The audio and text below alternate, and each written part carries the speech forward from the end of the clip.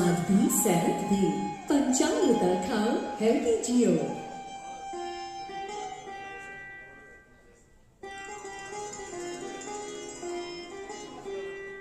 धान्य धान्यಗಳು ಆರೋಗ್ಯ ಪ್ರಾಪ್ತಿರಸ್ತು.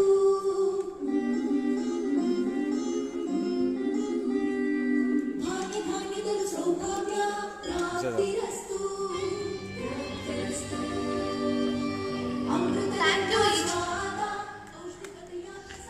Thank you each and everyone. Congratulations to the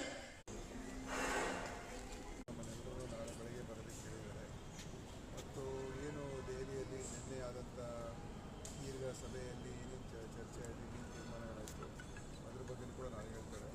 ಮತ್ತು ನಮ್ಮ ಜನರಲ್ ಸೆಕ್ರೆಟರಿ ಇನ್ಚಾರ್ಜ್ ಸುರ್ಜೇವಾಲ ಅವರು ಕೂಡ ಬರ್ತಾ ಇದ್ದಾರೆ. ಅದರಿಂದ ಎಲ್ಲ ವಿಷಯಗಳು ಏನು ಸ್ಪಷ್ಟವಾಗಿ ಅಧಿಕೃತವಾಗಿ ನಾಳೆ ಎಲ್ಲ ಗೊತ್ತಾಗುತ್ತೆ. ಅದರಿಂದ ಇದು ನಾಳೆ ಬೆಳಗ್ಗೆ ವರೆಗೂ ನಾವೆಲ್ಲ ಕಾಯಬೇಕಾಗುತ್ತೆ. ಒಂದಿಷ್ಟು ಮಾಹಿತಿ ಇದ್ದೇ ಇರುತ್ತೆ. ಇಲ್ಲ, ಹೊರಗಡೆ ಇರೋ ಮಾಹಿತಿ ಅದೇನೇ ಇದ್ರೂ ಕೂಡ ಮಾಹಿತಿನೇ ಅಧಿಕೃತವಾಗಿ ಬರೋವರೆಗೂ ಯಾವುದೂ ನಾವು ಅಧಿಕೃತವಾಗಿ ಏನು ಅಂತ ಹೇಳೋಕ್ಕಾಗಲ್ಲ. ಆದರೆ ಒಂದು ಮಾತ್ರ ಹೇಳ್ಬೋದು, ಇದು ಪಕ್ಷದ ನಮ್ಮ ಮುಖ್ಯಮಂತ್ರಿಯವರು ಮತ್ತು ನಮ್ಮೆಲ್ಲ ಮುಖಂಡರುಗಳು ನಾವೆಲ್ಲರೂ ಮೊದಲಿಂದನೂ ಕೂಡ ಮುಖ್ಯಮಂತ್ರಿಯವರು ಪಕ್ಷದ ಹೈಕಮಾಂಡ್ ಏನು ಹೇಳುತ್ತೆ ಅದರ ಪ್ರಕಾರ ನಾನು ನಡೀತೀನಿ ಅಂತ ಸ್ಪಷ್ಟವಾಗಿ ಹೇಳ್ಕೊಂಡಿದ್ದಾರೆ. ಮತ್ತು ರಾಹುಲ್ ಗಾಂಧಿಯವರು ಮಾತು ನಾನು ಯಾವತ್ತೂ ಕೂಡ ಮೀರೋದಿಲ್ಲ ಅಂತ ಕೂಡ ಮುಖ್ಯಮಂತ್ರಿ ಸಿದ್ದರಾಮಯ್ಯ ಸಾಹೇಬರು ಅವರ ಸ್ಪಷ್ಟ ಅಭಿಪ್ರಾಯ.